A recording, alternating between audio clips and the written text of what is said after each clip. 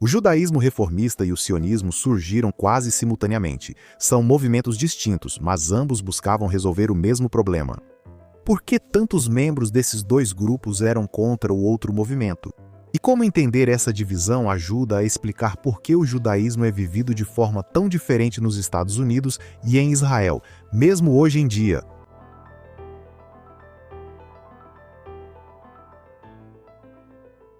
No final do século XIX, o judaísmo estava enfrentando uma crise. O antissemitismo, uma palavra inventada na década de 1870, mas um conceito que existe há milhares de anos, estava em ascensão. Havia uma preocupação séria de que o judaísmo desaparecesse. Apesar de alguns acharem sensacionalista, é difícil descartar como puro sentimento apocalíptico diante dos eventos horríveis que se seguiram. A pergunta na mente de tantas pessoas era: como vamos sobreviver? Diversas soluções foram sugeridas para essa questão. Neste episódio focaremos em duas. Uma delas era um plano para se integrar mais plenamente aos países onde viviam. E a outra era o desejo de formar seu próprio país. Em outras palavras, judaísmo reformista e sionismo. Esse não era um simples desentendimento. Vamos analisar os dois. O judaísmo reformista surgiu na Europa, mas se tornou predominante nos Estados Unidos, onde os judeus reformistas se sentiam em casa. Para eles, a América era a terra prometida. Eles tinham conseguido, e por causa disso queriam se encaixar. Eles destacavam aspectos do judaísmo que podiam ressoar com seus vizinhos não-judeus.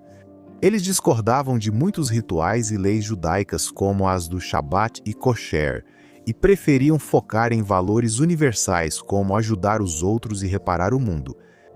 Eles removeram partes do judaísmo vistas como ofensivas ou antiquadas. Na plataforma de Pittsburgh, que representava muitos, mas certamente não todos os judeus reformistas, dizia: não esperamos nem um retorno à Palestina, Israel, nem a restauração de nenhuma das leis referentes ao Estado judeu. Em outras palavras, não estamos interessados em ser uma nação separada, à parte das outras. Eles não viam isso como algo que o judaísmo deveria estar fazendo. Essencialmente, foi uma forte rejeição ao sionismo. Então, o que era o sionismo? O sionismo era o desejo dos judeus de voltarem ao cenário mundial como nação própria novamente. Theodor Herzl, líder proeminente do movimento, buscava um lugar de refúgio para judeus, em sua maioria do leste europeu. Na visão dele, não importava o quanto o povo judeu estivesse assimilado culturalmente, eles nunca seriam vistos como iguais. Embora discordassem em vários pontos, os primeiros líderes sionistas concordavam que o judaísmo reformista não bastava. Nos anos 1930, muitos líderes do judaísmo reformista mudaram de opinião ao perceber o aumento do ódio na Europa e que a integração não funcionaria para todos. Como alguns no movimento argumentavam há décadas, rejeitar o sionismo já não era viável. Os judeus estavam em grave perigo e precisavam de um refúgio, mesmo sem planejarem se mudar para lá.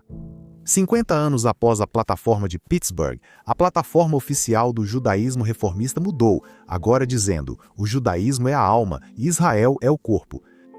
Na reabilitação da Palestina, a terra repleta de memórias e esperanças, vemos a promessa de uma vida renovada para muitos de nossos irmãos. Afirmamos a obrigação de todo o povo judeu de ajudar na construção da Palestina como uma pátria judaica, esforçando-se para torná-la não apenas um refúgio para os oprimidos, mas também um centro de cultura e vida espiritual judaica. Apesar do judaísmo reformista aceitar oficialmente o sionismo, isso não significava total concordância com os principais sionistas. O judaísmo e a vida judaica evoluíam de modo distinto nos Estados Unidos e em Israel. O objetivo dos primeiros sionistas era demonstrar a importância da autonomia judaica em resposta ao antissemitismo que era prevalente em todo o mundo, mas era mais do que isso. Eles achavam que o judaísmo, atuando de forma autônoma, poderia ensinar algo profundo ao mundo. O judaísmo pode promover valores e um modo de vida específicos. Mas, para fazer isso, eles precisavam se constituir como uma nação distinta em uma pátria. Somente dessa forma, vivendo com fronteiras definidas, seguindo o ritmo da vida judaica e do calendário judaico, falando a língua do povo judeu e cultivando a cultura judaica, eles poderiam alcançar uma expressão plena do judaísmo? Enquanto isso, na América, muitos judeus sentiam que, para ter um futuro, precisavam se integrar mais plenamente à sociedade e se adaptar a outras culturas. Em outras palavras, ser um homem na rua e um judeu em casa. O judaísmo reformista é nosso foco, mas isso valia para todos os movimentos. Os judeus americanos acreditavam que precisavam encontrar pontos em comum, lugares onde seus valores se sobrepunham e que poderiam trabalhar juntos com não-judeus se quisessem ter sucesso. Isso era verdade naquela época e continua sendo verdade hoje. Por isso, muitos judeus nos Estados Unidos, reformistas ou não compreendem totalmente o que é ser judeu em Israel. A diferença entre ser direcionado para valores mais universais, como nos Estados Unidos, ou para valores mais especificamente judaicos, como em Israel. Alguns aspectos da vida judaica só são vividos em um país judeu. Só em Israel, a identidade judaica é inevitável, independente do grau de observância religiosa.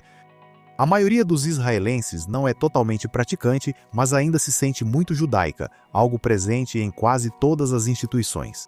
São as pessoas com quem você se relaciona, os lugares que frequenta, a comida que consome, as notícias que assiste e as placas que vê na estrada. Tudo isso é único. É uma visão do judaísmo que a maioria dos judeus no mundo não consegue replicar.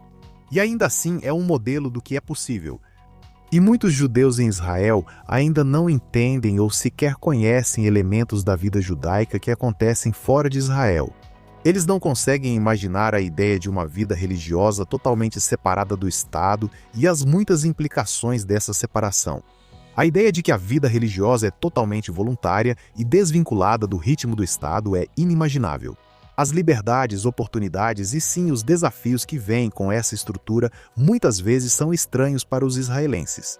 Como seria o judaísmo sem influências políticas? Como israelenses podem continuar aprendendo com judeus de outros países? E como os judeus reformistas e todos os judeus que vivem fora de Israel podem encontrar uma maneira de aprender com os israelenses? Nunca seremos os mesmos, mas é muito fácil simplesmente rejeitar o outro lado. Dizer que, do nosso ponto de vista, não vale a pena aprender com o que eles fazem. É muito mais difícil continuar perguntando: como posso continuar aprendendo com um lado que vive um judaísmo tão diferente do meu em tantos outros aspectos? Mas é somente ao fazer essa pergunta que o povo judeu pode continuar crescendo como um só povo, Am Israel. Com quase metade dos judeus do mundo vivendo em Israel e a outra metade fora de Israel, fica claro que mesmo quando discordamos, estamos certamente juntos nessa.